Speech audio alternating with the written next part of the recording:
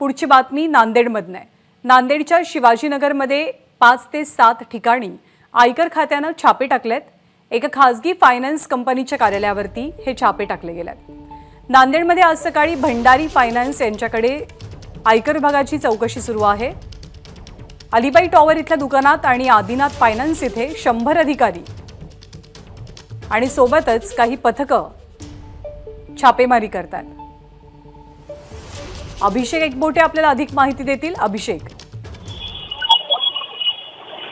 नांदेडमध्ये भंडारी हे फायनान्सचा व्यवहार करत होते आणि सकाळी 6 वाजल्यापासूनच त्यांच्या इथे आज सकाळी आयकर विभागाचे अधिकारी दाखल झालेले आहेत।